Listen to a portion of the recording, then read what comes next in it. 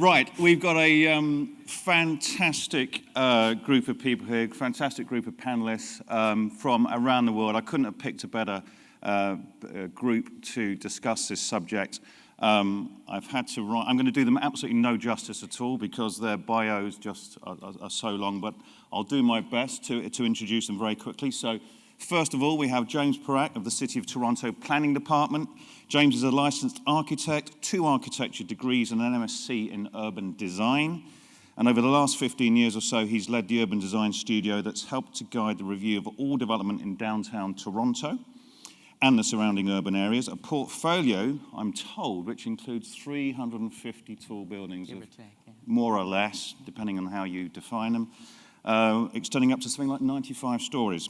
He's a long-standing and active member of the CTBUH and was one of the principal authors of The Spaces Between, as well as the book that was launched yesterday, The Spaces Within Tall Buildings. Dr. Cheong Hean is CEO of the Housing Development Board in Singapore, overseeing the development and management of some 1 million public housing units. She's also the CEO of the Urban Development Authority, until 2010 she was, and is currently also on the board of the National University of Singapore. And she was actually bestowed with the Lynn Beadle Lifetime Achievement Award by the Council in 2016. Helen Lochhead is Dean of the Faculty of the Built Environment, University of New South Wales, Sydney, Australia.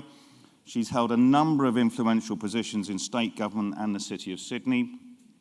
She's an architect, a landscape architect, and urbanist who combines teaching, research, practice, and advisory roles. And her career has covered the design and delivery of many projects, not least the citywide improvements program for the 2000 Olympic Games. Peter Murray from London, who I know very well, and anyone in London knows very well, master of the Worshipful Company of Chartered Architects, chairman of the New London Architecture and of the London Society, as well as being a visiting professor at IE University in Madrid. Among the many, many things that Peter organises has been the exhibition London Towns Shaping the Polycentric City. He's a founding director of the London Festival of Architecture, life president of Wordsearch, which is a global design and communications consultancy. And if that wasn't enough, he's one of the London Mayor's new design advocates. Last but not least, Mohammad Kaiser Azad is head of community management at Emaar Properties here in Dubai, one of the founding members of the community management, instrumental in shaping the property landscape here, developed by Emaar in Dubai and the wider Middle East. And he's one of the first, it says here, CMCA in the region, which is Certified Managers of Community Associations, together with Association of Management Specialists and other things. Phew. Right, I'm going to start off. I don't know if any of you have read your proceedings, but there's a little paper in there which actually was the result of some serious study by Anthony and his team.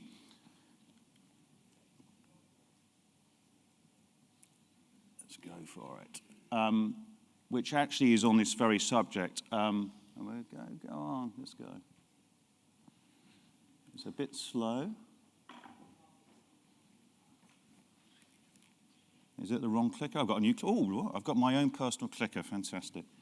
Right, okay, so anyone that read the CTBUH year in review last year will know that actually 2017 was a record year in terms of the height and number of tall buildings and also the diversity of tall buildings across the globe. Buildings of at least 200 meters were completed in, let me see if I can remember my numbers, 23 countries, 69 cities. So it was an amazing year, and it just seems to be the latest in this trend of tall building development. We're all bombarded with statistics about population growth, people suggesting that it will reach 10 billion by the year 2050, but perhaps more importantly, that the rapid urbanization suggests that by that year, 70% of the world's population will be living in cities. So this bit of research, one of the things it suggests is that those cities which are developing along polycentric lines with different distinct centres are those best placed to address those issues.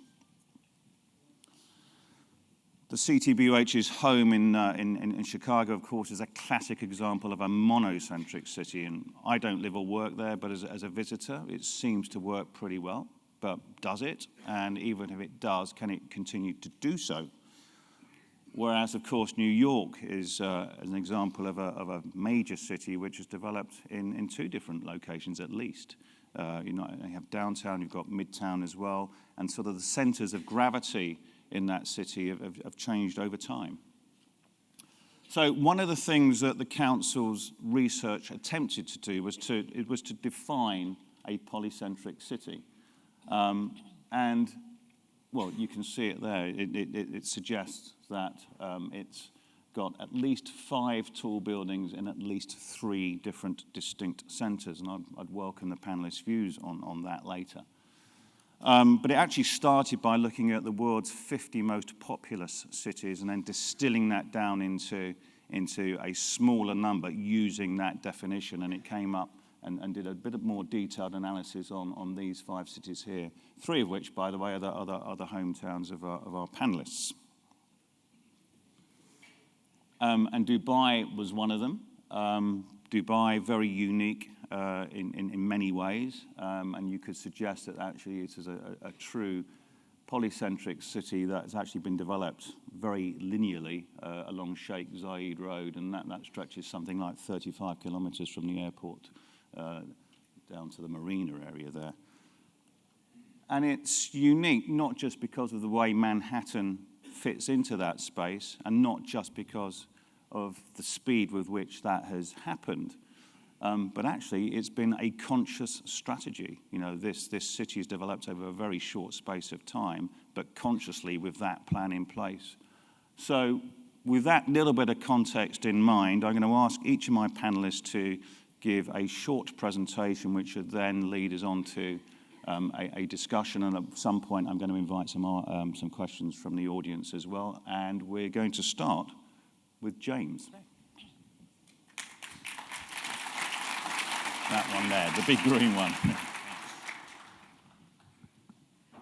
Many thanks, Steve. So I'm going to speak about polycentric cities from the Toronto context, and of course I'm a strong advocator of the polycentric city, and it's something that we're currently planning for. So to understand Toronto, you have to actually, first of all, understand the region of Toronto. So Toronto is located on the north shore of Lake Ontario, and if we zoom in, you can see it's actually part of what we refer to as the Golden Horseshoe. So for scale, it's about an hour and a half's drive to Buffalo, New York in the United States, and there's a number of polycentric cities that are located along the way that each have their own centers and their own emerging skylines. So as we zoom in on the city of Toronto itself, we in the planning department has actually prescribed 4 areas outside of the downtown, linked by transit, that we think are growing growth centers. So this is actually the official plan map that we have. And you see those red centers, those red areas. There's one central to the city, one north, east, and west, and of course the downtown, which is in the orange. Now, whilst the region is well served by transit, you could see the top 2 slides, the bottom 2 slides, the subway system is quite inadequate for a city which is now the 4th largest in North America. And you can see the image on the lower left, which is typically what you would find in the morning or evening rush hour. So we have to do better in that respect. So this is the downtown about 10 years ago, a 3D model of the city. And this is it today in terms of what has been approved. The change, the drastic change that has occurred in our center. There's an image of it.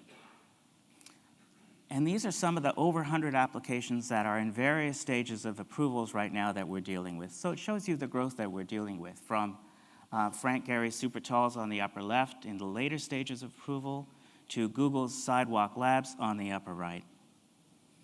And then new centers like this, often called Toronto's emerging Canary Wharf, called East Harbour, which is a new financial district located on the first rail line east of the downtown. So these are the other centers that I mentioned. Keep your eye on the upper 2 rows. That was about 10 years ago, and this is them today in terms of what's existing and approved. And they each have emerging skylines, which some of them actually rival some of the other major cities in Canada in terms of their skylines. So these are the centers.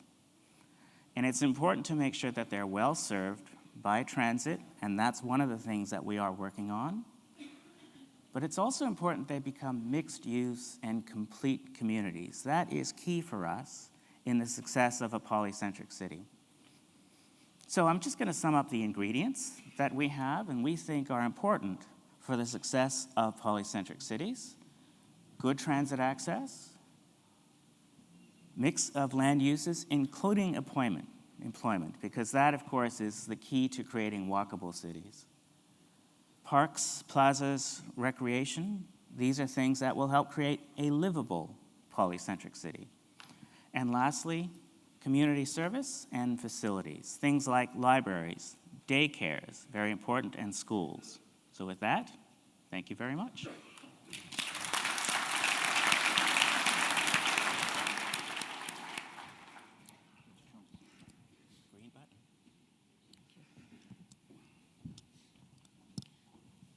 Good morning. I think James is doing a much better job in doing it in 3 minutes. I'll do my best. We spent the last 2 days talking about the impetus for polycentricity.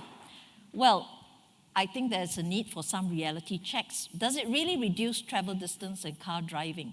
It really depends, because the decentralization of very specialized workplaces, it may reduce commuting distance for local residents, but not if your employees have to come from afar, and therefore you need good public transport. But if the suburban node which you are decentralizing to is of a lower density, public transport may not be viable. And will it attract businesses? Well, if there's stagnant prime stock in the CBD, it will limit the decentralization potential. So these are the reality checks for polycentricity. So I think, similar to James, that there are some considerations for successful polycentric centers. You really need to plan them as transit-oriented centers, very high-density nodes served by good public transport. It must each have strong economic positioning and branding. They must be sited in locations that take advantage of existing agglomerations to reap the synergies and to attract businesses. And there needs to be an attractive rental gap with the CBD. This is Singapore. Well, I think we've always been polycentric for decades, but in parallel to decentralizing commercial nodes, we have put in a very extensive mass rapid transit system. And the polycenters are actually very well served by public transport. You have the central area, which is the CBD. There's a hierarchy of regional centers, and then supported by sub-regional centers. Going forward, we are going to push polycentrism even more, because we need to find areas to grow, and we need to reduce congestion in the CBD. So some of the big moves are this. Singapore has one of the largest container ports in the world. We are going to move it to Tuas. We're reclaiming 387 hectares worth of land, and we're building a brand new port and free up the entire southern waterfront for other users. And this will take 65 million standard-sized containers.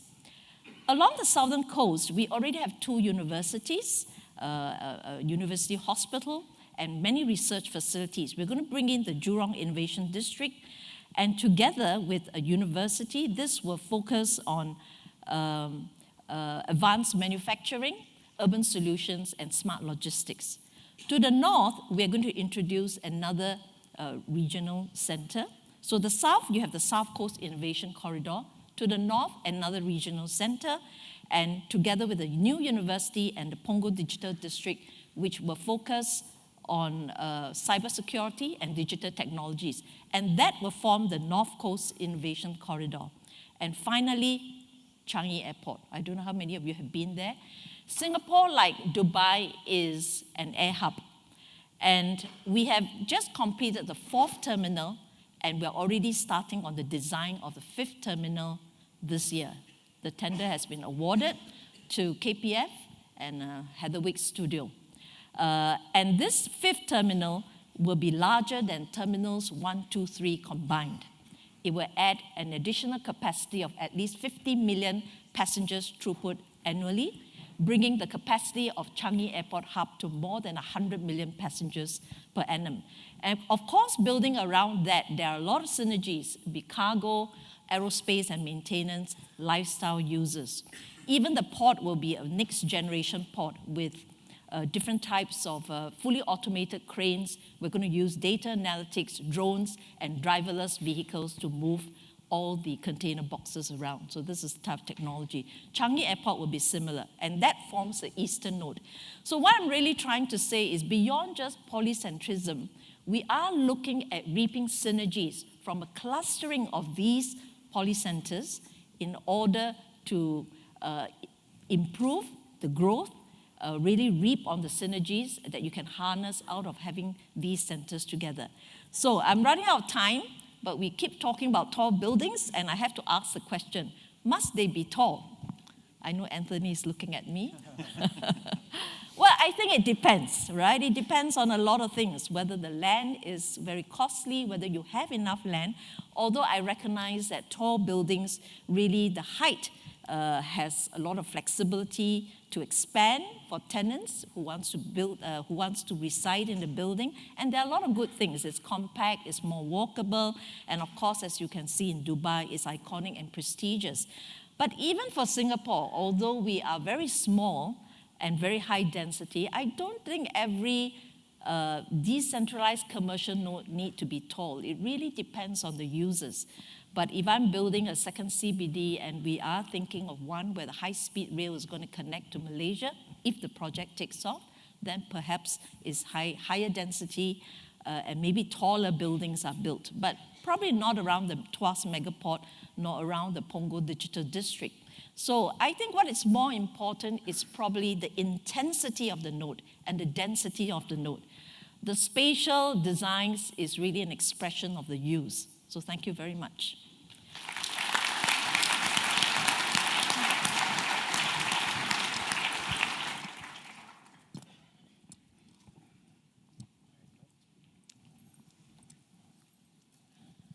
So I'm from Sydney, so I'm going to talk about the polycentric city of Sydney. Most people think of Sydney as being a compact downtown, and this is an image of a harbour city, which probably many of you know. It's one of the most livable cities in the world, but in reality, this centre is just one small part of a sprawling landscape of metropolitan Sydney, made up of many regional and sub-regional centres. As you can see by these areas of white, these are all particular centres of degrees of density. Sydney at the moment is undergoing rapid change. It is a city of 5 million people at the moment and is predicted to grow to 8 million by 2050. And what has happened with this rapid growth is an unbelievable disposition of spatial inequality. And as you can see here, in the older part of the city, closer to the coast and the harbour, you see a denser, more compact city form where we have access to services, infrastructure, employment, culture, and all the amenities that go with it. But as the city has sprawled to the west, we have seen the inevitable development without the predictable and, as you would expect, services to respond to that. So the government has responded to try and curate what might have been an inevitable scenario to be somehow optimal. And it has really, in a way, affirmed what is happening already, and that is an agglomeration of three cities. One, the eastern city, the harbour city, the oldest part, which is a commercial heart of the commercial and international focus for business and culture. Greater Parramatta, the central river city, which is one of the oldest cities and it was separate to Sydney originally, and it was really now a focus for services, government, and regional education. And then the Western Sydney, the Parkland city, which capitalises on its relationship to the Western Sydney Parklands, which you can see from top to bottom of the picture, and focused around a new Western airport and aerotropolis, and will be a focus for high-tech industry and logistics. But to make that happen, it requires quite a number of moves in terms of investment. And the first, of course, is trying to connect the dots in terms of infrastructure and services. As you can see, there is a sort of fragmented orbital network and some degrees of connectivity in terms of rail infrastructure. But what we're doing now is actually ensuring that all those ducks line up. We have the northwest and southwest sectors, which are being connected by southwest and northwest rail lines. We have a new metro, which is actually going to be, it's the biggest infrastructure project in Australia in terms of transit development. We also have light rail downtown, as well as a range and a new orbital network connecting up the road infrastructure. But as well as that, we need to think about densifying the existing centres. And as was pointed out, not all centres are high rise and the same density as the downtown, or in fact need to be. So we're actually capitalising on the existing rail transit nodes where we do have existing centres and putting in a range of mixed uses, not just commercial, but retail, residential, schools, and community infrastructure. Importantly, we also need to make sure they're livable places because, as we've said, one of the hallmarks of Sydney is its livability. So that means green, connected, and people-friendly. And that was Russell Town Centre in the northwest, new town centre out there. But also transit does not just mean rapid transit or mass transit. It also means connectivity, making places walkable and cycle-friendly. And so it's important to connect those suburban areas which are often left unconnected, connected into these new town centres with green connected network of cycle and pedestrian routes connected to transit. And these are some of these spaces. So again, we see suburban locations being densified, but still related to high quality public space and cycle networks. And finally, this is just an example of one of the new and emerging centres, Sydney Olympic Park, which I was involved in for quite some time, and capitalising on the existing infrastructure of world-class parklands, sporting facilities, and now injecting into it new commercial uses, residential uses, and educational uses to actually complement that around its transit infrastructure. So that is the map of the future for Sydney. Thank you.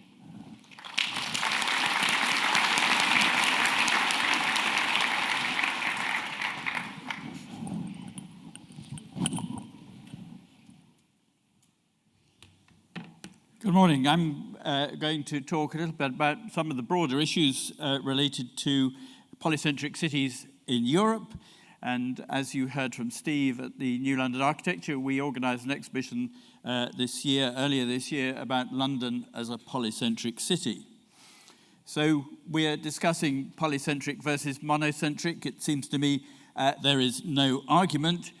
Polycentric is the way of the future, as we've seen from the previous presentations. But I look to the architect, philosopher Cedric Price for inspiration. His iconic drawing of the polycentric city as an egg illustrates the changing nature of the European city. Because in the medieval period, the city was contained within protective walls. It was hard-boiled. When the walls were no longer needed, as the danger of attack reduced, cities spread out from the centre with low-rise edges, low-density suburban sprawl. So we had fried eggs. The future city, Price saw as polycentric, the monocentric city, reflecting the analog economy. The many-centred network of clusters represents the digital, seen here as scrambled eggs. Now, of course, the idea of conurbations forming part of a connected network isn't new. Ebenezer Howard, in his plans for the Garden City of Tomorrow of 1902, showed nodes of development surrounded by plentiful green space. And this diagram was further developed by Richard Rogers in his book, The Compact City, where he set out a plan which was adopted by the British government and focused on the idea that we should densify city centres and areas with good public transport. And as you can see in the section above, the section is very small, but you can see in the section above that the buildings become taller and more dense when close to the transport nodes. Although there is a hierarchy within the central circle being the focus of the 5 outer hubs. This can be connected to other similar groupings, thus creating a network that reflects Price's vision of the scrambled city. And the idea of regional polycentricism, which we haven't really discussed quite so much today, has been studied by the late Sir Peter Hall in the Polynet research program produced for the European Commission. And this looked at the function of a number of key regional polycentric areas, including the wider southeast of England, the Paris region, the Randstad in the Netherlands, and the Randstad is up at the top there, where it includes Amsterdam, Rotterdam, Utrecht, and The Hague. This is one of the early polycentric regions, first noted actually back in the 1930s. And that encloses a large agricultural area, or green heart, which is very different to London. London is actually enclosed by a green belt, which restricts development, moving outwards, and reduces sprawl, so that we're seeing the densification of the towns within the Greater London area. You can see these regional and metropolitan centres, which are shown on the map. These, in recent years, have often been seen by planners as too much, perhaps as dormitory areas. And indeed, our first elected mayor, Ken Livingstone, in 2000, he was known as a Zone 1 mayor. He liked the idea of creating more investment in the centre. We are now looking to invest in the outer areas. These are becoming lively, mixed-use centres as the cost of land and the pressure for growth. London's mayor has a target to build some 65,000 new homes a year, as this pressure for growth pushes development out to the periphery. And we actually have 500 tall buildings in the pipeline in London at the moment. But like Holland, the southeast of England also includes polycentric hubs. And particular attention at the moment is being paid to London's relationship with Oxford and Cambridge, creating a triangular network focusing on biotech and knowledge economies. But while London has very good connections both to Oxford and Cambridge, the links between Oxford and Cambridge themselves is actually very poor, and a new rail network is underway to connect what is now nicknamed the Brain Belt to create a polycentric powerhouse. So in terms of any argument between mono and polycentric cities, I think there's no argument. Polycentricism is the city of the future. Thank you.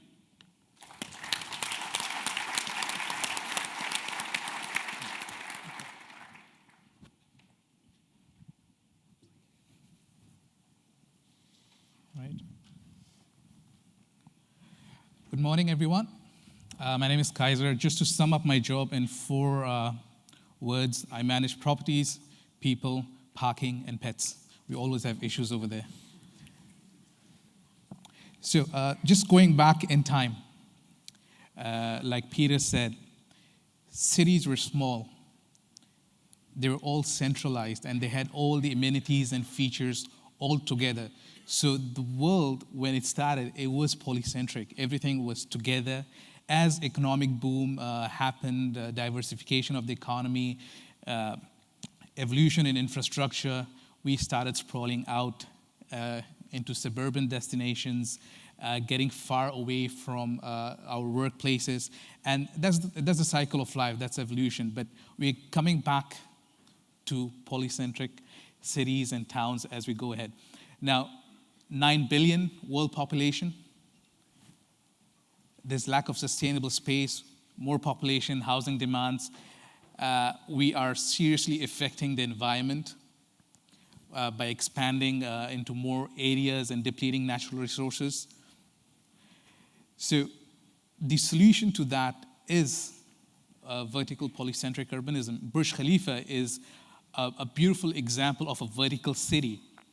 It has residential, it has commercial offices, it has a hotel, it has retail, everything together interacting in harmony while providing a unique lifestyle. And that's the solution for the future. And then we can focus on the remaining land use for sustainable agriculture. Food's going to be a big in demand in the near future to feed the growing population.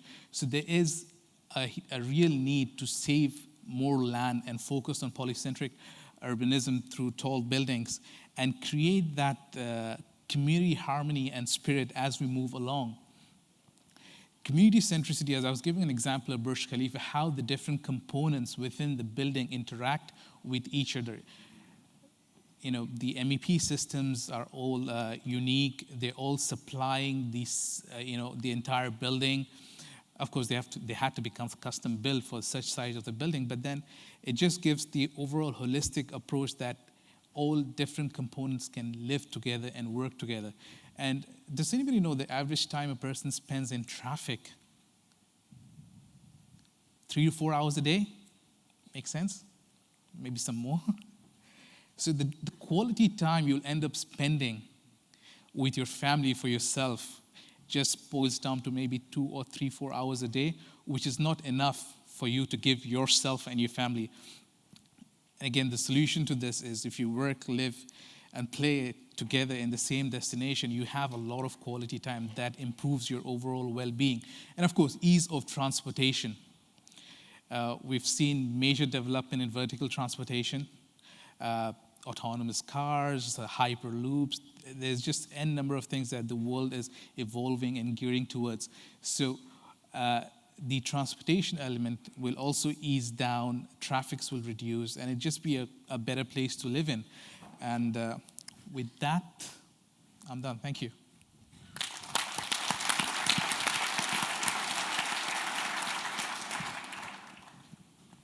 Okay. Is that on? No? Can you turn my... Can you hear me now? Excellent, thank you. Thank you all. Food for thought. I'm going to start with the planning, and I just wonder how easy it is to plan these cities and to stick to the plan. Helen, I'm going to begin with you, because you said to me earlier, and I quote you, Sydney documents the inevitable with some curation. What do you mean by that? Well, I think I probably tried to point out that, in fact, Sydney had been polycentric for a long time, but in fact, it hadn't really been recognised through statutory plans that actually affirm that and reinforce it through appropriate investment in infrastructure, transit, services, high-density housing, and commercial impetus. So really, the plan that is now in place is really documenting and affirming the gaps which have not been rolled out so far.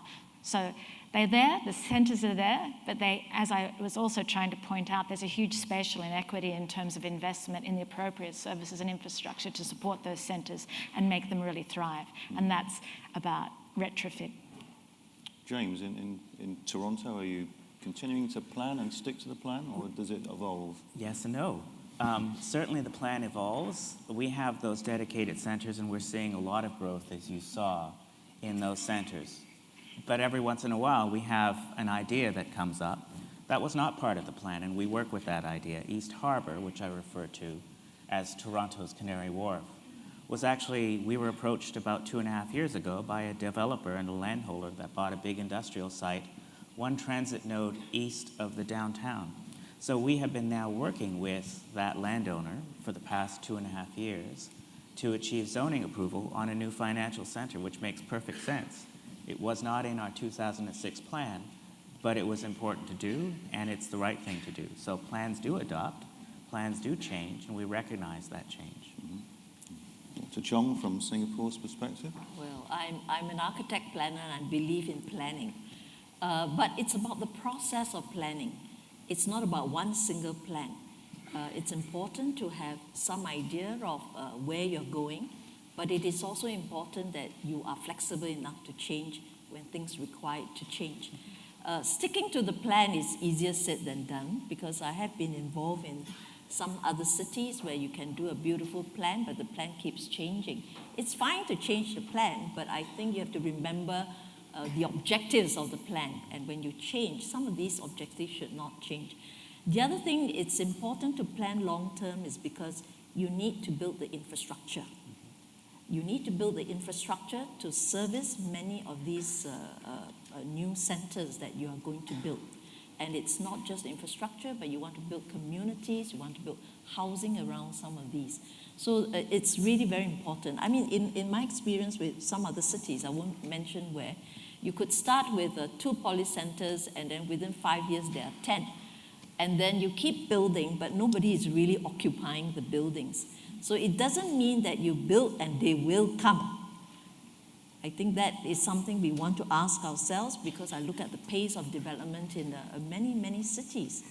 You build, but it doesn't mean people will come. So I think it's not only about urban strategies and the physical spatial aspects. You have to understand growth from an economic point of view. The spatial aspects is actually supportive of your growth policy, your economic policies, and the two really needs to come together. We'll come back to the subject of infrastructure. Peter, in London, of course, that the London plan of many years ago was a catalyst for tall building development, and it's been successful in some ways, unsuccessful in others. Yes. Well, so I would just go back to one of the points or one of the slides that Helen showed, which showed a line between the haves and the have-nots, really, and which I believe is nicknamed the latte line, really. Yeah. So beyond the latte line, it's hard to find a latte. And so we have a very similar issue, and actually one of the key strategies behind the London plan is convergence, which is actually trying to bring the same quality of life to those people in East London, which has been traditionally the poorer side of the city. It was the city with the docks, which closed down in the 1960s. It was the area with manufacturing, which moved out to China in the 1960s, 70s. And so we need to find ways of increasing the economic power of those areas, and actually building up the polycentric city, place like Barking and Dagenham, which at the moment is on the edge, very poorest part of London. We need to increase their economic influence, and that is happening through polycentric strategies. Yes. And Kaiser, we said earlier that Dubai is a very unique example and has been based on a very conscious strategy. How successful has that been? True. I think Dubai, from the word go, has focused on polycentric destinations. Within Dubai, if you look at downtown Dubai, DIFC, Dubai Marina, these are polycentric zones in itself. And the intent, as rightly pointed out, the intent and the objective should be firm. From day one. Designs change, plans change, things evolve over a period of time, technology changes, but the intent of providing a polycentric community with the desired lifestyle should be the key objective when it comes to urban planning. And that will fundamentally drive your economy, that will fundamentally drive several other aspects of providing a good lifestyle. So tall buildings, when do they work well as part of the plan and when don't they? James?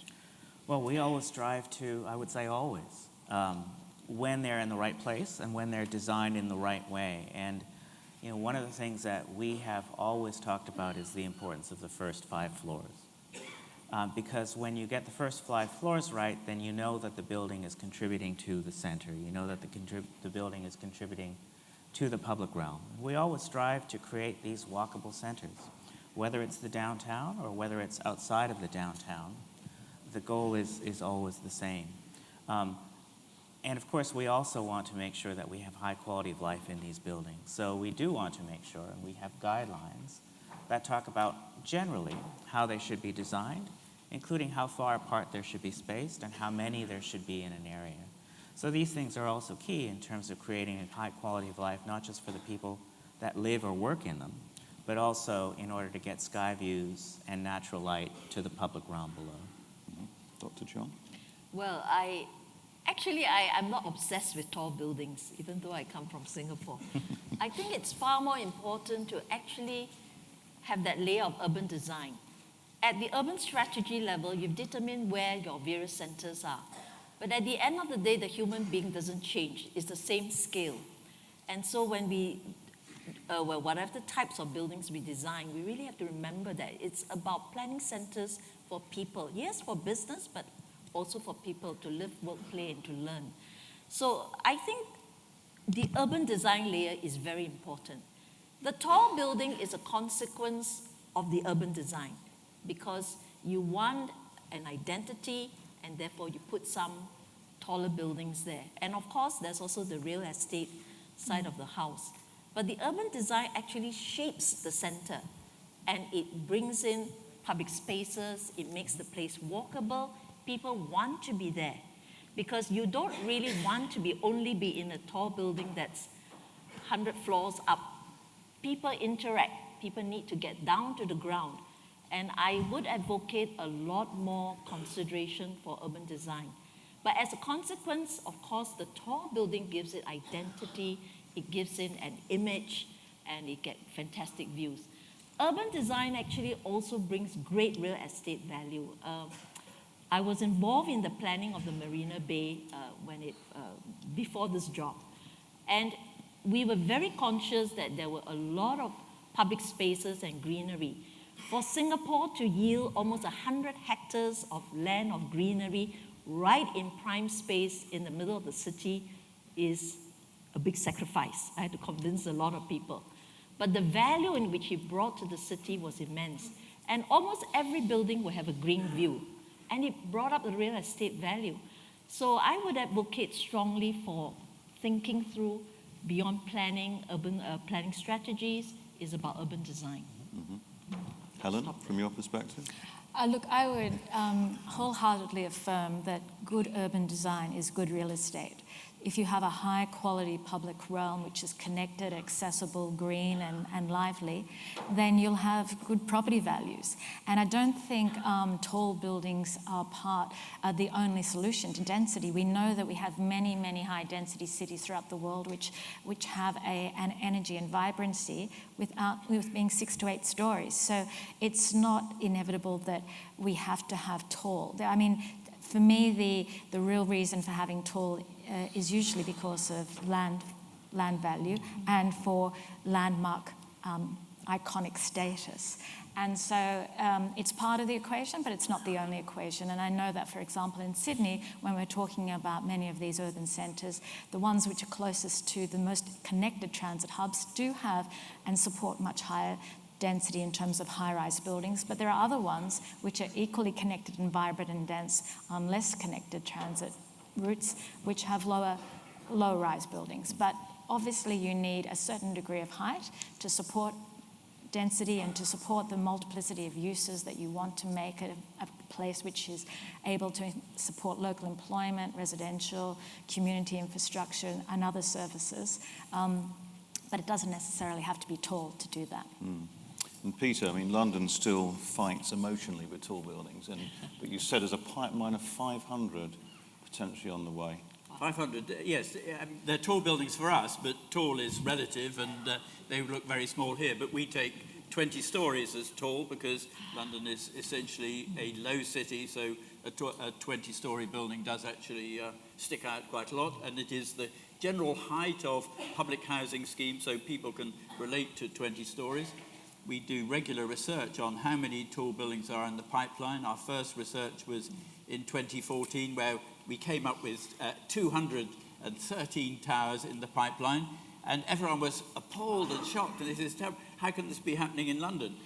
This year, our research showed that number has grown to 520, and nobody actually paid very much attention to the fact that there are so many. So I think that the people are accepting the idea of tall buildings. And I'd like to make the case actually for tall buildings as part of the older city and in some cases the historic city. Because, here with plenty of land you can master plan areas. But in, say, the City of London, which is fundamentally a medieval street plan, 14th century street plan, tall buildings are the ideal building to put into particular areas to create the required density for clusters and also, I think, produce some very spectacular architecture and a real focus for London itself. And I think the profile city skyline of what is essentially, as I say, a historic area is very exciting, but it doesn't actually at ground level destroy the feeling that you are in a historic area. And there are other developments going on around transport nodes in London, very tight sites.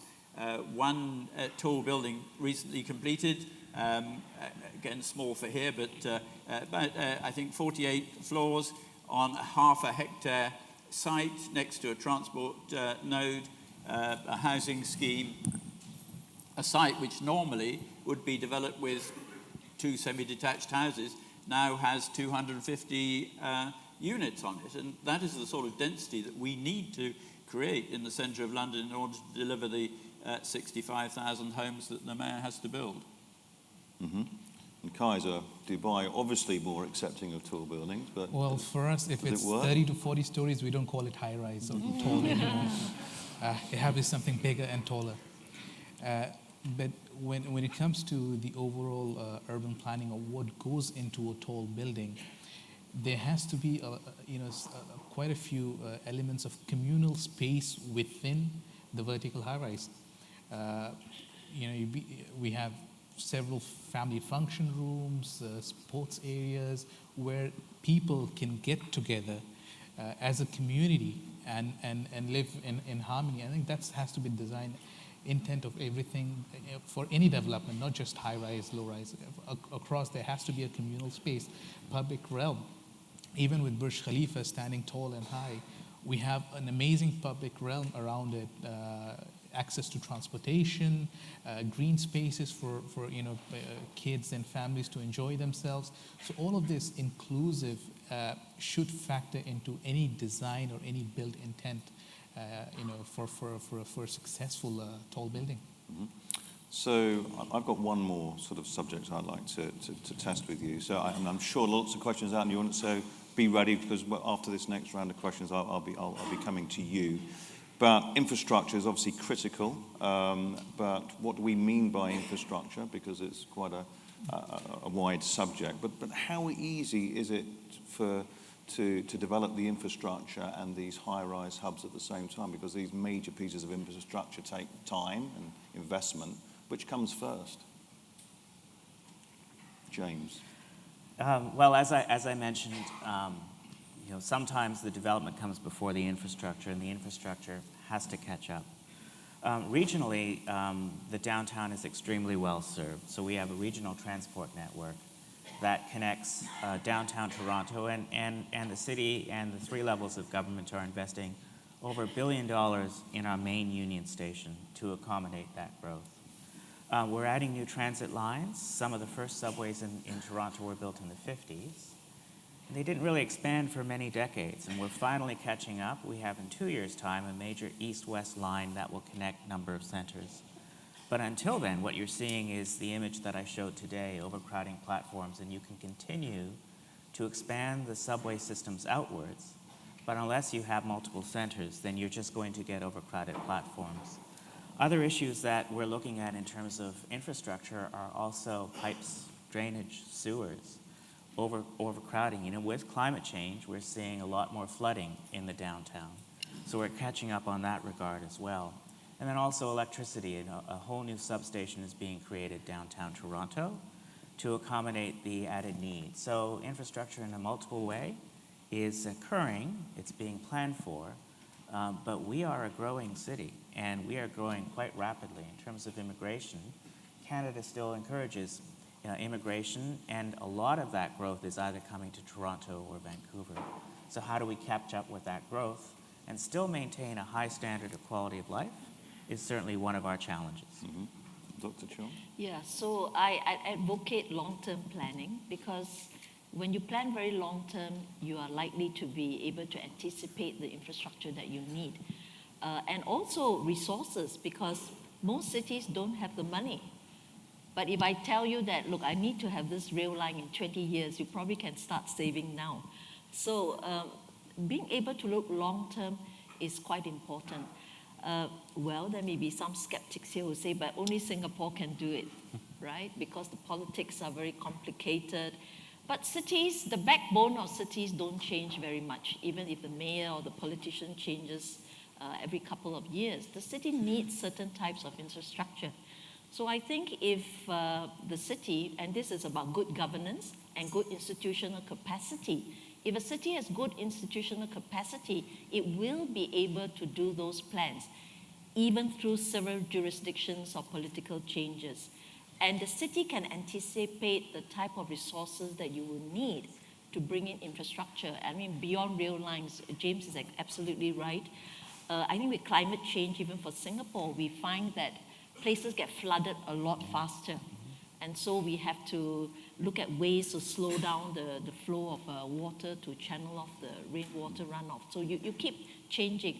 But there are certain things about city, the backbone, the spine, they don't change that much. And I think some form of anticipation and planning well ahead is very important. Money is never enough, but if you anticipate, then you have to prioritize the type of investments in infrastructure that you need to put in. If you know you need several rail lines because it has to serve certain places, you won't put that money into glamour projects because that's how you prioritize your investment. So I'll just stop there. So I'm an advocate for longer term planning. Helen, new centres emerging in Sydney which are more widespread. How does the infrastructure serve those? Well, I mean, it's not as if Sydney hasn't had planning in place. It's just that the rapidity of urbanisation has far outpaced the planning and installation of infrastructure. So we're in a big catch-up mode at the moment. So these plans have been in place for some time, but really, I don't think anyone expected the sort of increase in growth. I mean, as I said, Sydney's going to grow by 80% in the next 20 years. And everyone's thinking, whoa, what does that actually mean in terms of infrastructure? So there's a huge push on infrastructure investment now. But in fact, one can only predict it so much because migration is huge in Australia. I think Australia and New Zealand are two of the few countries in the whole region who are still experiencing extraordinary migration. So you can control it and you can plan for it to a certain extent, but people will still come because they have choices where they move and locate. There has been over many years an imperative to decentralise, to actually relocate people in other parts of the states, in other parts of Australia. But people will choose to live where they want to live, and that's where they've got the most opportunity. So Sydney and Melbourne continue to grow, and at a rate which outpaces infrastructure investment. So that is what's happening now, but we need to be vigilant about making sure we actually follow through and we don't chop and change with changes of governments, which, you know, is always a way of dismantling or unhinging that planning. But I also would say that in Sydney, I could have shown a slightly different take on the three cities. You know, the harbour city, the river city, and the parkland city are very much based on the idea of the geography of the city. And so when we're talking about the planning for the future, we're also planning for the reduction in heat island impacts. So it's a much greener city. So green infrastructure is very much part of the solution, and also blue infrastructure. And so this whole idea of thinking about water management is not just pipes and underground, but actually ensuring that we really look at the overland flow paths, the creeks and rivers, and use them and bring them to the surface to actually make them part of the amenity and infrastructure of the city, which are positively affirming, as well as doing important hydrological functions as well. Mm-hmm. And Peter, I'm one of the many millions of people that commutes into London and endure frustrations in doing so. But one of the reasons I do is I can't afford to live in London. Yeah. So I guess I'm moving the subject on from infrastructure, but the part that infrastructure can play in making cities more affordable. Yes, well, Dr. Cheong raised two very interesting points which I think are relevant to that. One is the difficulty of creating links and communication in suburban areas, lower density areas, and then also talking about long-term planning. And although I think long-term planning is a very good thing in terms of infrastructure, in London we have what I think is long-time planning. Actually, it takes something like 35 years to get a new piece of infrastructure built.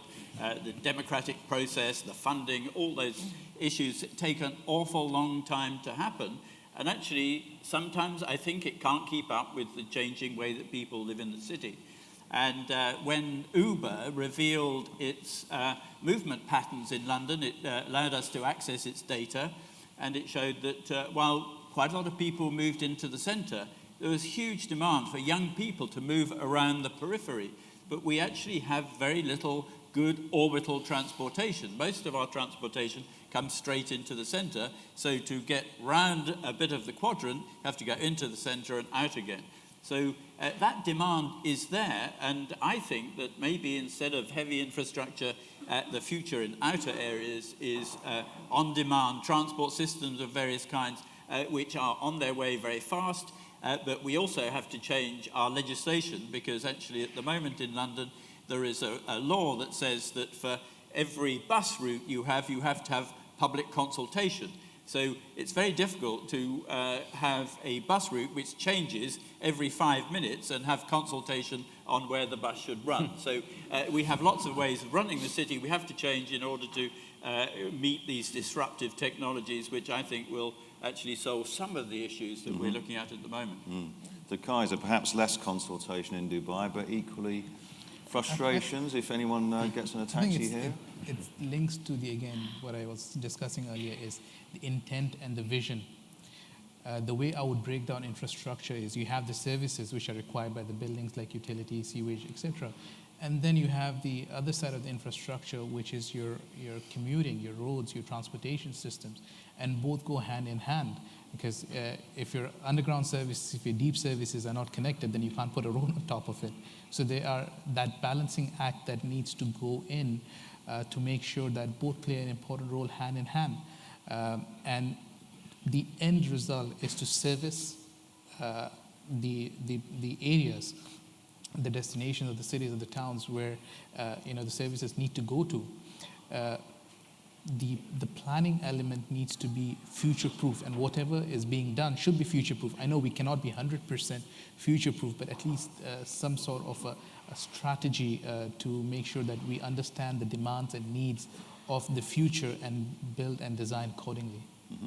Okay, I'm going to open it up to the audience now. So, right at the front, Mehmet.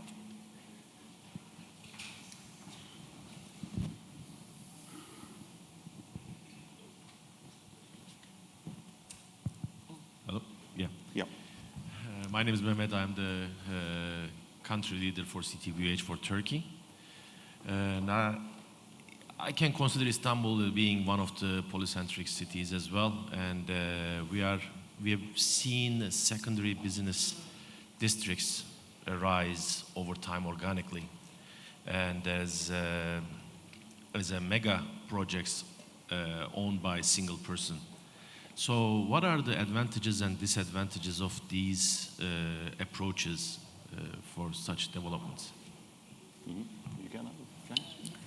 Yeah, so I think, so we do have that one example of East Harbor where the lands are owned by a single person, and that took about 2.5 years of planning to make sure that the project knit well into its context. So for us, it was not about just creating a walled community, but it was about how well that becomes a part of the city. So where are the roads? How do the roads link through? How does the transit station link through? How do the buildings transition to the neighborhood? You know, we're thinking about major centers that are not too far from single-family homes, and Toronto is still predominantly a single-family home community. So what are the impacts on those single-family homes? So I think that you can have these larger-scale developments that are based on a single owner, but you have to work on the planning, you have to work on the urban design, and you have to work on that transition in scale that goes from the high down to the mid, down to the 3-story scale that makes it fit into the community. Dr. Cheong? Yeah, I agree. We don't have many developers who own that much land, but some of them are repurposed. So for example, we used to have a company that owns a lot of the waterfront land when it was just a port, but then they changed business and they went into real estate. So really, it's about the partnership, right? What is the role of government? Well, my belief is the role of government is actually to facilitate development. It's not to regulate development. You regulate for a purpose because you want a better city. So it's about working with the developers in terms of bearing in mind the public interest, because the government would have public interest, and you think of public spaces and things that you need to make the city better. But you also want to contribute a lot to the value of the private developer. And it's not just about regulating. So it's a partnership. So I give an example again back to, say, Marina Bay, when I was working on the project with Moshe Safdie. I think one of his colleagues is around, and spoke about the building at Marina Bay Sands. That project was put up in something like 3.5 years. And in that period, I met with Moshe Safdie very regularly because I was bringing in the infrastructure into the Bay Area, but he was this giant that was coming out. And we had to make sure that that building, whatever they're building, integrates very well into the fabric of the city. And when it's completed, I think it's a win-win situation. The city gains because all the great public spaces were provided by the developer. The developer gains because he fits so nicely into the city. So I think it's about a partnership. The governance, you have to take the attitude that it's about facilitation and not just regulation. Actually, all regulations, we don't regulate for the sake of regulation. You regulate towards a certain objective. And then I think if it's a partnership with the private sector, then we can get a really good product that is great for the city. I'm going to jump straight to Peter on this one because London is the opposite in terms of many smaller, relatively smaller developers who are working with a planning authority and larger authorities who are dealing with infrastructure, which is not easy. Although I think we do have a mixture in London. We do have some larger scale master plan developments like King's Cross or Canary Wharf or Broadgate. Those areas which I think as places often tend to be more successful than those with many landowners where they're vying to increase the density on their particular plot. And actually, I think sometimes we don't have enough regulation in London to try and marry up the varying requirements of different developers. And it's a fascinating case study if anyone here is going to London to go to Canary Wharf and you see a master plan which has really been carried out very much. You look at the original Carlos Dinez perspectives done in 1985. Actually, what they have produced is very similar and it's a very complete environment. Just to the south, there is development to a similar sort of height, but there are some 27 different developers, all wanting to get the largest building they possibly can on their own site. And the local planning authority has not had quite the power to control it. It actually has turned out to be the most dense piece of the United Kingdom, with 950 units per hectare, which is about double the recommended density for London residential. And it creates a place which isn't that great, actually. And so the larger developments, I would say, for anyone visiting London, to look at King's Cross, which is a complete master plan within on a brownfield site within a very dense residential and commercial areas, is a very successful piece of new city making. And low rise. And low-ish rise. So. Kaiser, very different here. I think the key is to engage the relevant stakeholders, to understand, to know where is this development going to, how is it going to be, how is it going to impact the surrounding neighborhoods. Like my colleague rightly here said, how does it phase into or blend into the community? One of the examples that I always use is when you're living in a community and all the houses are painted the same color, you can't have a pink or red color villa standing out because it just defaces the value of the community. And that kind of gets into the whole thing of how do you blend your development into existing areas, because some of the older cities luckily in Dubai, it's a new city and we're growing very fast. But in the older cities where you already have structures, buildings which have a unique design, look and feel that blends into the culture of and traditions of the city, how do you complement that by creating a new development or a new structure? That should be weighed in very carefully, in my opinion. Mm-hmm. Other questions?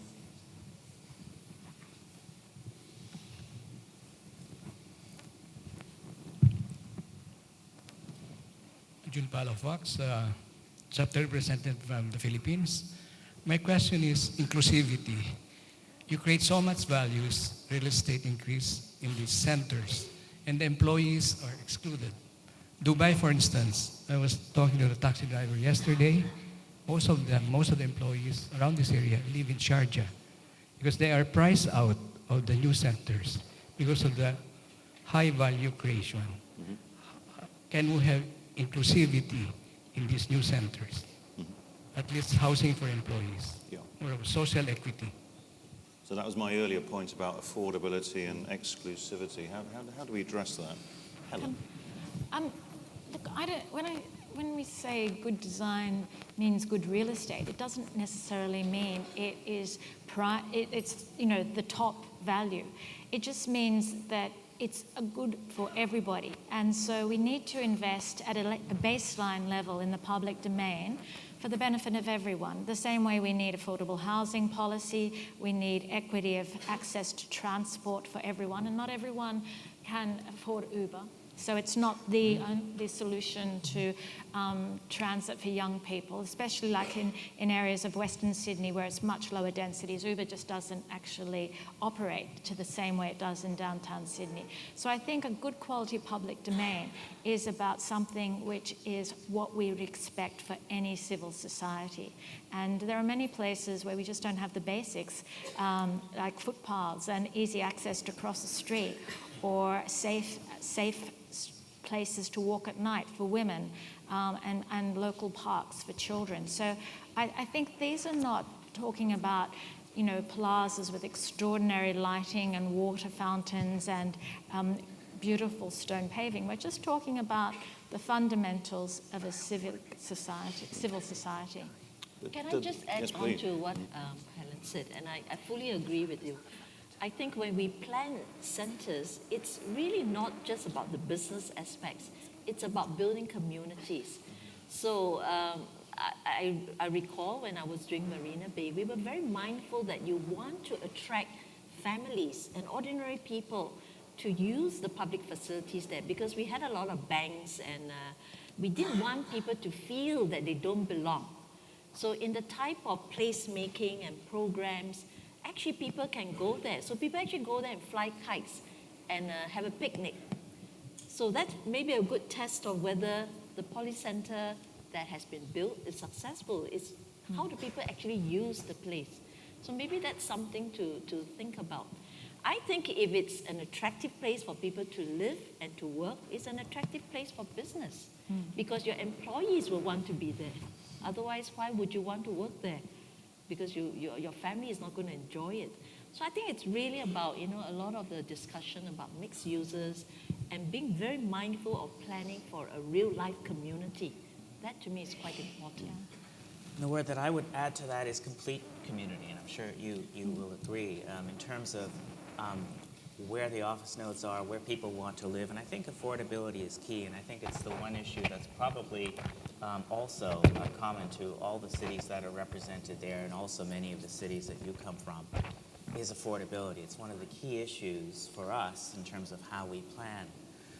A single-family home in the city of Toronto now will be on average over $1 million Canadian, about $850,000 US. So a lot of people are actually moving into the downtown, but they're younger people, which is great, and they're adding a vitality. But the younger people are meeting other younger people, but they want to stay downtown and raise a family. So we do mandate things like 10% now 3-bedroom units. We have to plan these complete communities with daycares, with schools, so that they can function as these urban centers, so that they can truly be complete communities. Okay. Other questions? Gentlemen over here. Just to your left there. Could you share your thoughts? What role do smart technologies play in making polycentric cities more livable? And how is it today incorporated in the planning process? Smart technologies. Smart technologies. Can they make a place more livable? And how is it part of the planning process today? Okay, I think Steve is looking at me.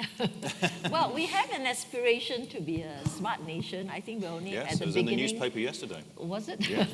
It's at the beginning of the journey. The advantage is that we have very good infrastructure in Singapore, and in fact, there's broadband in every home. including public housing. Right now, I build public housing for almost 80% of the population, and we bring in broadband fiber into the home. So that's the beginning. We are looking at many ways in which we can bring technology in all aspects, whether it's in the planning, in the living, in the transportation, in the economy, in all aspects of life to make it easy for people. So technology, I think, it will be there, whether you like it or not. It's changing. But the important thing is to make sure you have the right infrastructure, the right legislations, because you have privacy laws, and then how do you share data?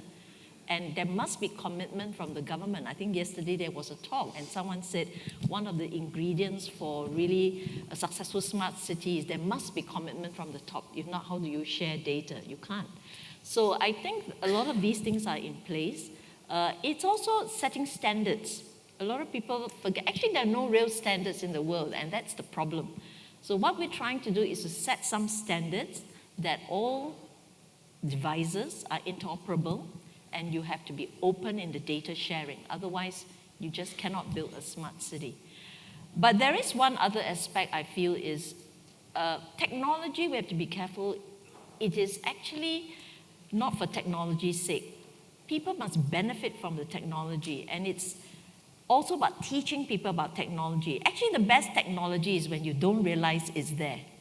You are using an application, but actually you don't have to try very hard to use it. So for example, I built public housing, and we have an aging population, and we install some of these devices. We have trialed a lot of them, where you can monitor the elderly persons at home when the children are working in case they have a fall. And it's very easy to use, but we trial it to make sure that people take to the technology. So that's one. But I want to add one point is it's very hard to future-proof. One of the things you don't know is whether in 5 years' time, what you're doing today, it may completely change. So I think that's one thing we have to be quite mindful of when we introduce technology, because it's changing so fast. Right? Peter, you're itching to jump in here. Yes, well, one of the things we've been pressing the Mayor of London to do for some time now is to actually use smart technology to plan, particularly the use of tall buildings in London. That can operate at various levels, so it allows local communities to actually see what the impact of tall buildings is in terms of the skyline and views from their homes and things like that. And with VR, and you can obviously create all sorts of situations which were previously impossible.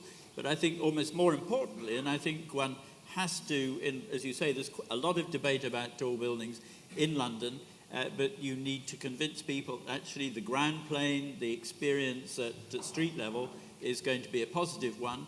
And so the using the smart technologies to look at daylight, overlooking sunlight, people movement, all those sorts of things are really important. The City of London, in the centre of Greater London, does actually have a three-dimensional plan, which it now uses for all its environmental impact and trying to juggle all the new tall buildings which are coming into the cluster and design for wind and those sorts of aspects that they need to look at in the planning process, which was much more difficult before. But we really need to have it for the rest of London, and so we're pushing the mayor to do that, but he doesn't want to pay for it.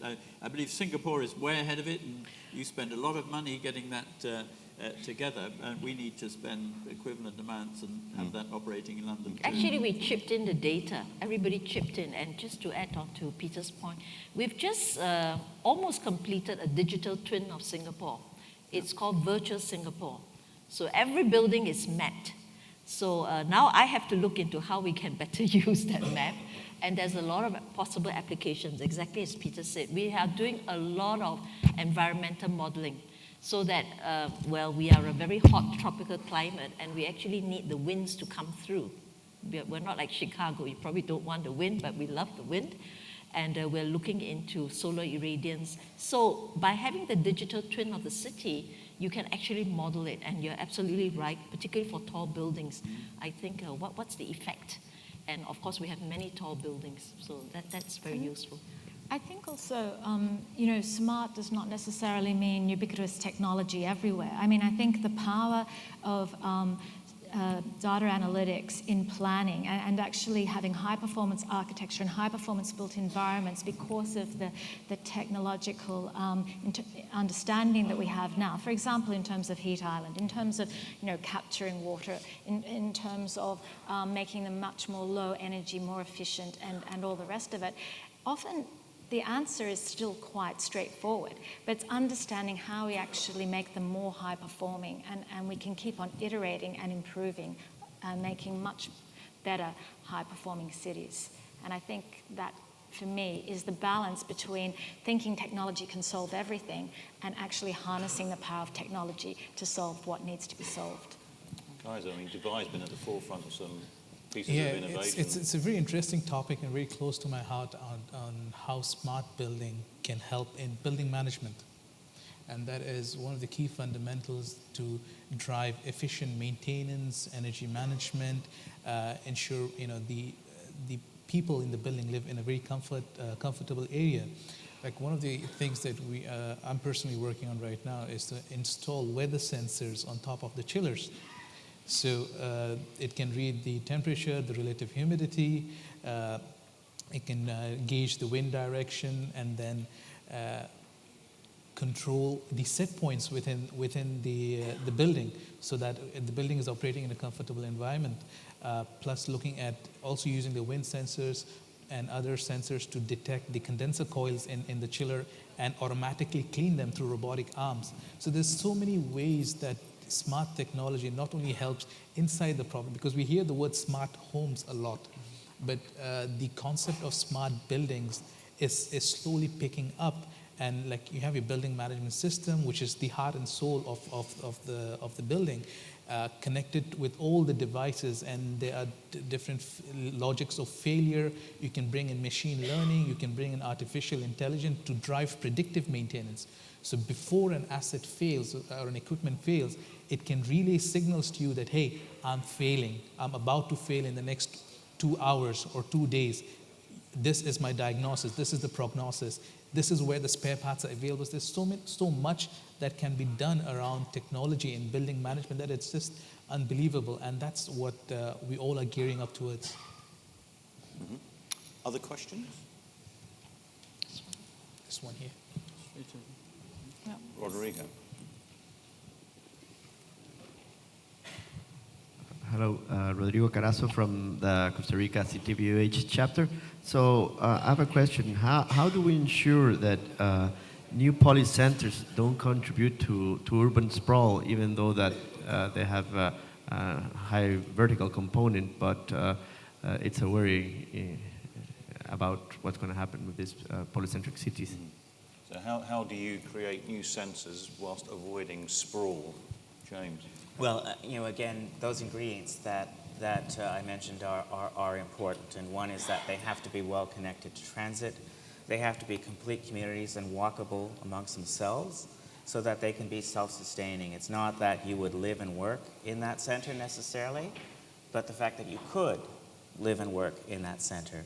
But also if you are going to various other areas to work, you do have good method of transportation so that you're not actually relying upon the street grid, which is far more overcrowded now in Toronto than it was 10 years ago. Helen, in Sydney, there's a particular issue. I think the nature of sprawl as opposed to centres is that they're often monocultural, so they're often residential dormitory suburbs. They don't have good public transit. They often don't have sidewalks, as I mentioned.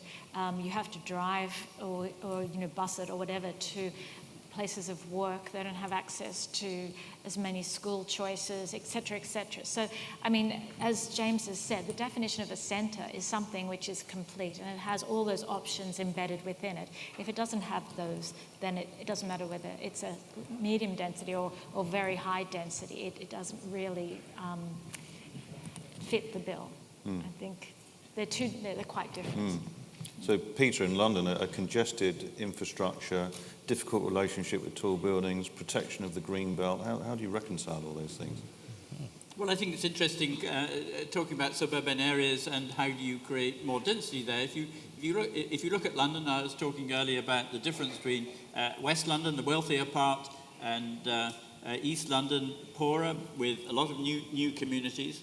New communities actually see development, they see tall buildings as being positive aspects of economic growth within the area. It means jobs, it means better accommodation, better places to live. And so if you look at the demographic of London and where tall buildings are happening, many of them are happening east of the centre.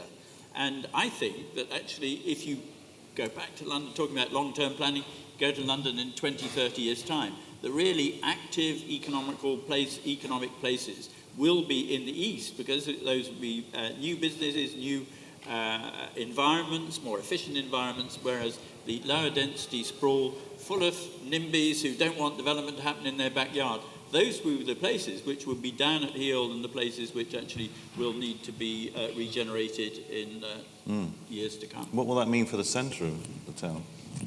Well, I think that polycentricism will actually support the centre as well. You will see probably a bit less density. We have major problems at the moment in the centre of London. Oxford Street, London's greatest shopping street, or maybe even Europe's greatest shopping street, one of the most polluted streets in the whole of Europe, and no solution seeming to come up to solve it. So people are moving out to Westfields in Stratford and West London. So you are seeing changes, and so you probably do need to release a bit of pressure from the centre, and I think the polycentric London is more efficient in that way. And but we, as I was saying, Ken Livingstone, when he's mayor, Zone 1 mayor, there was always the idea that it was cheaper to create jobs in the centre. That's why the planners didn't want to look too much to outside. That is changing, and I think that expanding economy in the outer areas is really where the future is.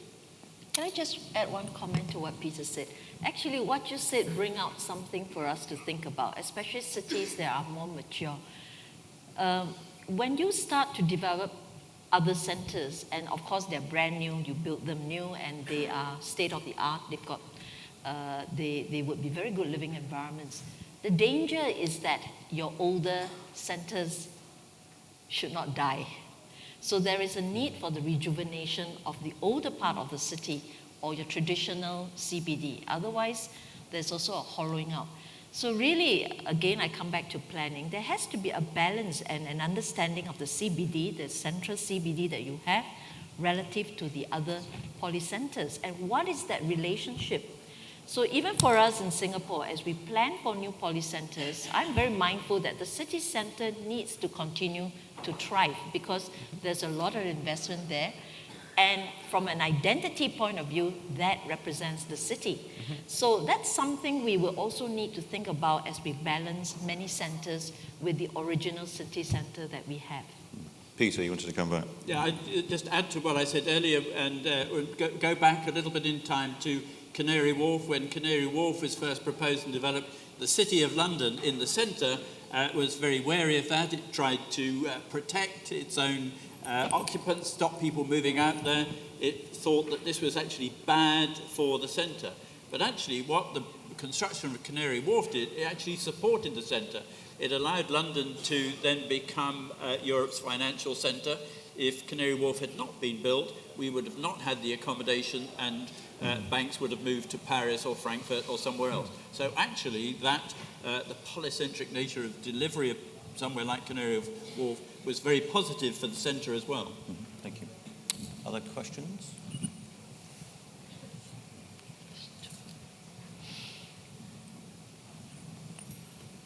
Thank you.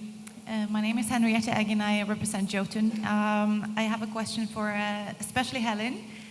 You touched upon the issue of heat island reduction. What do you see with regards to green building trends in the future? How can material suppliers contribute to this when planning for this reduction of heat island?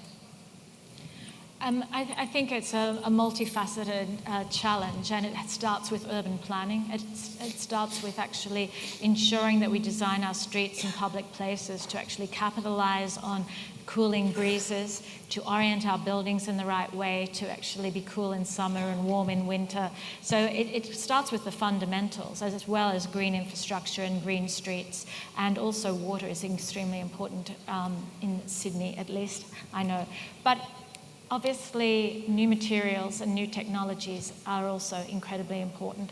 And we now have pavements which also have high albedos, so we have higher reflectivity. So there's, and also permeable pavements. So it goes right from the city design through to the detailed building resolution. So I think architectural suppliers and innovators have a lot to contribute in terms of reducing heat island impacts. One of my academics, Matt Santamuris at UNSW in Sydney, has done some modelling to actually show that he can reduce the heat in Western Sydney by up to 10 degrees through a whole range of strategies, from the urban condition right through to detailed building resolution. That's huge, because the morbidity that comes with these peak heat events, which are increasing, just the same way as peak flood events are increasing, causes deaths and unnecessary deaths. So we do need to tackle it, and we do need to tackle it at every level, from the planning right through to the execution and specification. Similarly, Toronto, we have what is known as a Toronto Green Standard, where every building is reviewed against. We thought it was better to have a more specific standard to our city and our climate rather than LEED.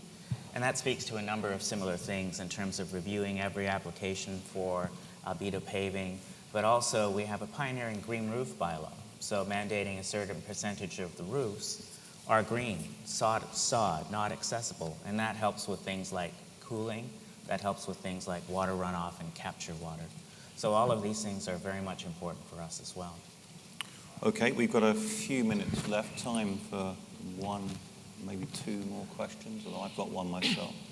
Gosh, loads. Gentleman right at the back there.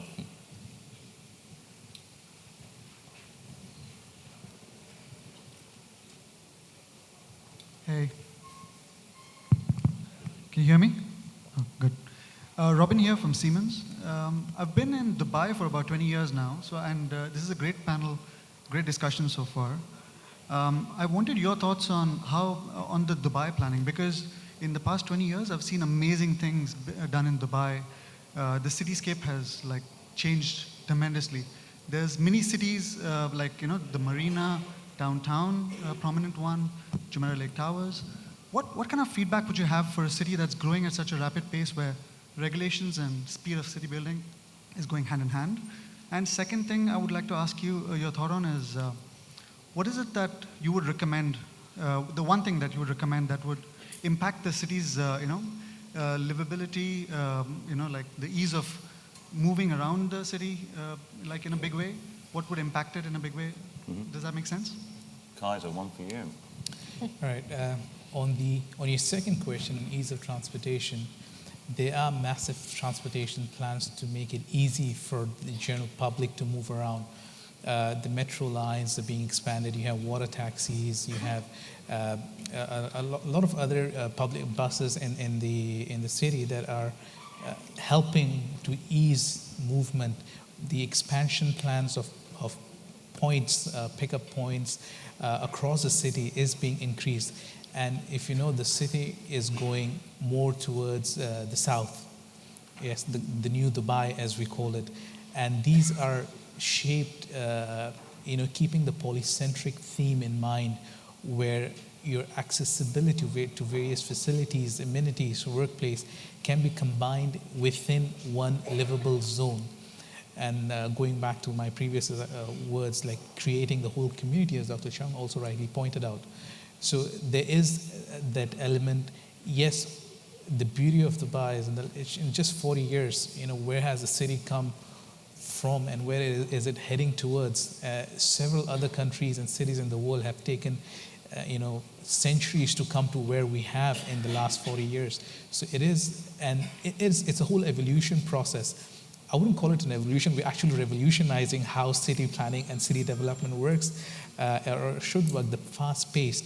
And yes, there are regulations, yes, there are compliance that are being built on the go, but that's not stopping the pace of development. We are looking at best practices, best standards from across the world when we are developing these huge mega cities and tall structures. So it is kind of best of everything around the world, and we are putting in our own standards, our own evaluations to make sure that it is the best in the world. Just take Burj Khalifa for an example. There's not a single building in the world that matches the capability of Burj Khalifa. I mean, from a technology perspective, from a smart building management perspective, from the usability perspective, the connectivity perspective. So that's growing and happening and coming in place as we move. Sadly, we have run out of time. I think we could continue this discussion for hours, and I wanted to ask an egg-related question, but I'll have to do that privately now. But please put your hands together for a really fascinating discussion from our panelists.